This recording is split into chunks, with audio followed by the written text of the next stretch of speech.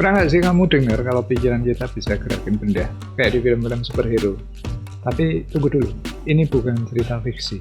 Faktanya ada penelitian selama 28 tahun di salah satu universitas terbaik di dunia, Princeton University, yang katanya membuktikan hal ini. Tapi anehnya, hasilnya malah ditutup begitu saja. Nah, kenapa ya? Jadi gini, di Princeton University ada sebuah laboratorium bernama Peer Lab, Princeton Engineering Anomaly Research. Selama 28 tahun mereka melakukan eksperimen untuk mencari tahu apakah pikiran manusia bisa mempengaruhi benda fisik. Fokusnya pakai alat yang namanya Random Number Generator atau RNG, semacam mesin yang menghasilkan angka acak. Dan hasilnya ada pengaruh statistik yang signifikan. Artinya pikiran kita memang bisa bikin RNG ini nggak sepenuhnya acak. Tapi yang bikin penasaran, setelah semua usaha dan penelitian itu, lab ini malah ditutup tanpa ada pengumuman besar-besaran. Kenapa? Apakah ada sesuatu yang disembunyikan? Oke, kita selami misteri ini lebih dalam. Poin pertama, eksperimen Peer Lab antara pikiran versus mesin. Bayangin, RNG itu kayak mesin lempar dadu otomatis. Mesin ini dirancang supaya hasilnya benar-benar random, kayak dadu yang dilempar terus-menerus tanpa ada pola. Nah, di eksperimen Peer, partisipan diminta untuk mempengaruhi hasil angka yang keluar dengan fokus pikiran mereka. Dan ternyata, dari 2,5 juta percobaan selama 28 tahun, ada pola kecil tapi signifikan yang nunjukin kalau pikiran manusia memang bisa mempengaruhi hasil RNG ini.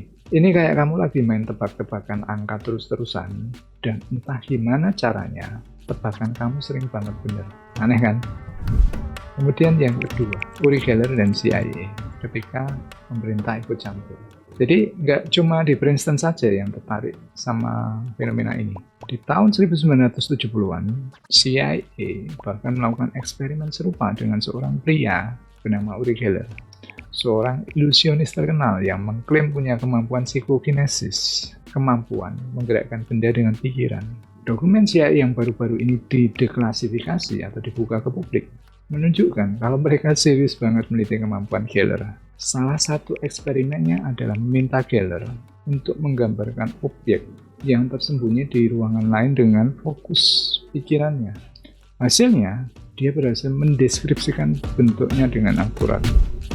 Nah, kemudian yang ketiga, kenapa ini nggak diajarkan di sekolah?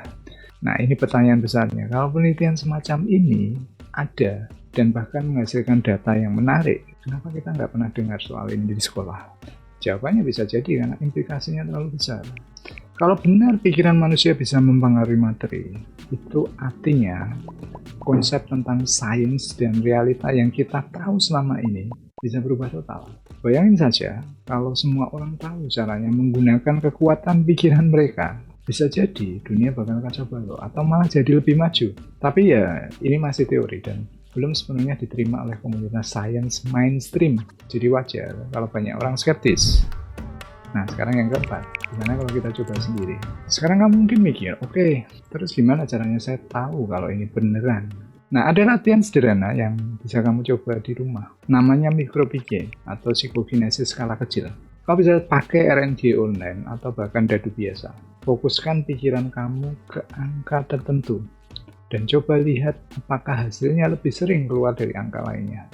Bayangin ini kayak main game, tapi dengan otak kamu sebagai joystick. Seru kan? Jadi intinya adalah ada bukti menarik dari penelitian selama puluhan tahun yang menunjukkan bahwa pikiran kita mungkin punya kekuatan lebih dari yang kita kira. Tapi karena implikasinya besar banget, hasil-hasil ini nggak banyak dibicarakan secara luas. Nah, sekarang giliran kamu untuk jadi peneliti kecil.